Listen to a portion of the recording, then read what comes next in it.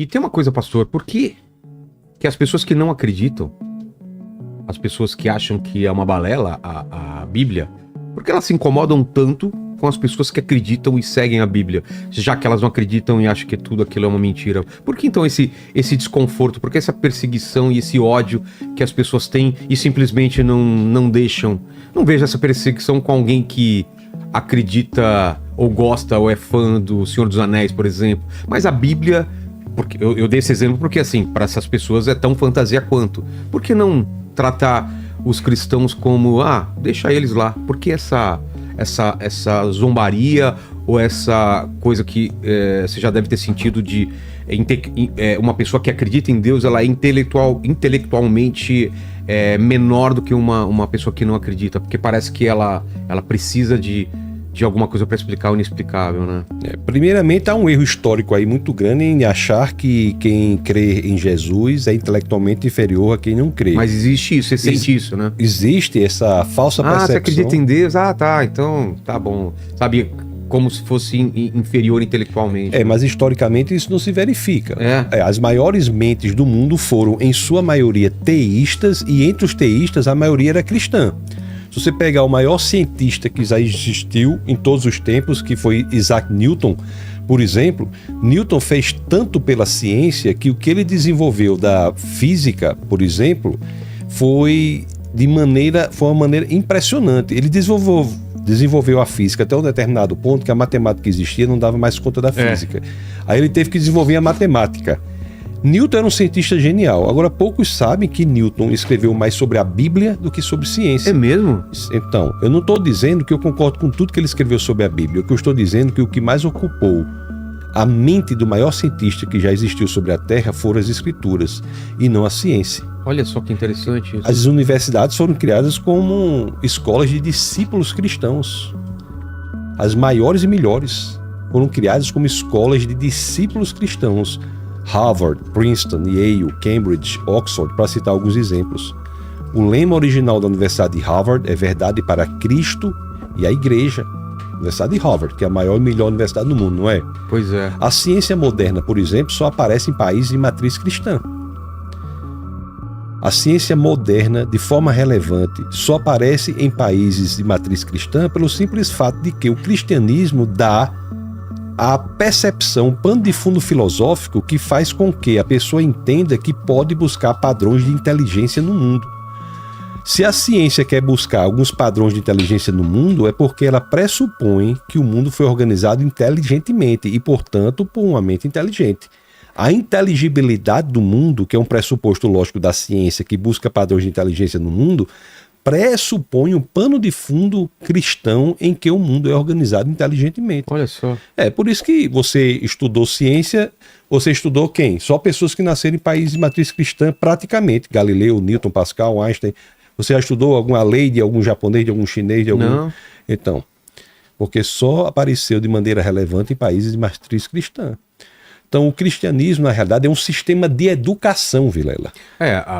Aqui, meu filho estuda em escola católica, eu estudei em escola cristã, né, no colegial, e a gente tá por aí espalhado de escolas cristãs, né? Amigo, eu estive no interior do Nordeste fazendo uma palestra e depois nós fomos jantar com algumas pessoas e uma das quais era um porteiro de um estabelecimento e frequentava a igreja. E o porteiro, começando a conversar com ele, tinha um conhecimento profundo de hebraico.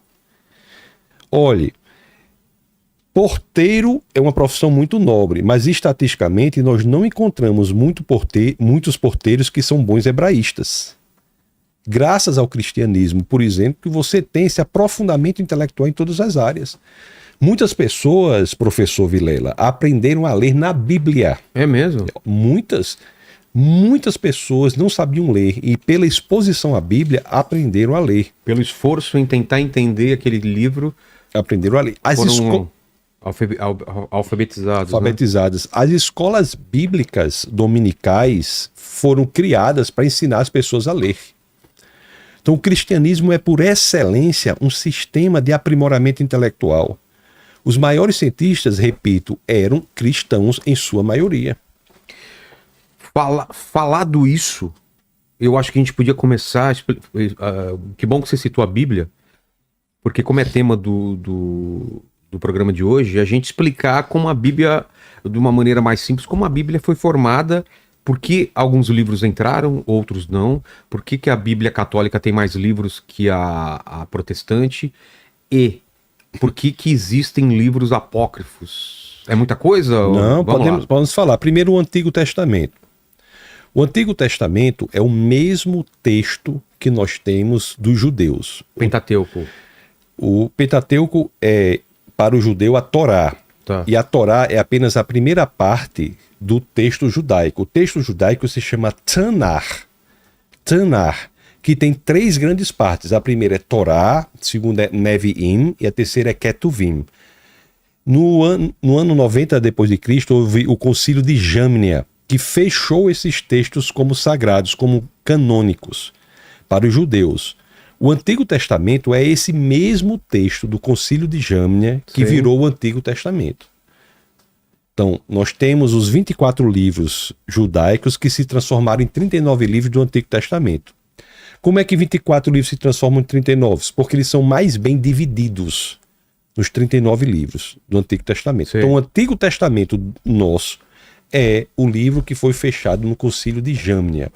A Igreja Católica tem 10 textos a mais, que dão 7 livros a mais a esse conjunto de textos e mais acréscimos a Esther e Daniel. Ah, tem versículos a mais? Tem 7 livros a mais e mais acréscimos ao livro de Esther e Daniel. São 10 textos a mais. Mas assim, a Bíblia do Antigo Testamento, que é fechada no Concílio de Jâmnia, que é a Bíblia evangélica... É igual? Está contida na Bíblia Católica. A Bíblia Católica é esse Antigo Testamento mais 10 textos. Esses 10 textos... Vou dar um exemplo. Eclesiásticos dá 7 livros a mais e acréscimos a Esther e Daniel. Esse é o Antigo Testamento. O Novo Testamento foi gradativamente sendo reconhecido pela comunidade como inspirado. E alguns concílios mesmos reconheceram o que a comunidade já havia reconhecido. Então se formou o Novo Testamento. Então nós temos na Bíblia 39 livros do Antigo Testamento, 27 livros do Novo, formados e construídos em um período de 1500 séculos. O que é impressionante, Vilela, é que eles foram escritos por cerca de 40 autores. Dos 40, 31 escreveram os 39 do Antigo Testamento e 9 escreveram os 27 do Novo. Em 1500 anos, meu querido. Nossa. Eu escrevo um livro meu sozinho. Quando eu olho para o livro, às vezes encontro dificuldades e contradições que precisam ser melhoradas.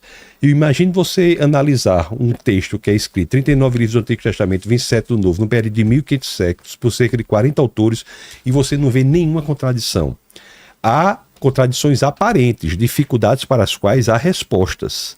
Isso é por si só algo impressionante. Então, a Bíblia é um documento único e, devo dizer mais, escrito por autores dos mais diversos repertórios, das mais diversas origens. Houve livros escritos por reis, como é Davi, Salomão, livros escritos por filósofos, como é Paulo. Paulo era uma pessoa de uma grande capacidade intelectual. Paulo estudou aos pés de Gamaliel e ele, Gamaliel, era neto de Hilel, o fundador da maior escola judaica de todos os tempos. Você tem livros escritos por pescadores, livros escritos em estilos literários totalmente diferentes.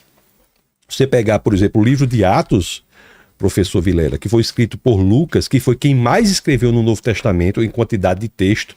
Lucas escreveu o Evangelho de Lucas e Atos. O livro de Atos tem 84 fatos que são provados pela história ou arqueologia.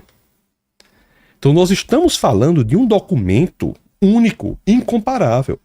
O livro de Atos é essencial para o entendimento da Ásia Menor. É um livro de história profundo.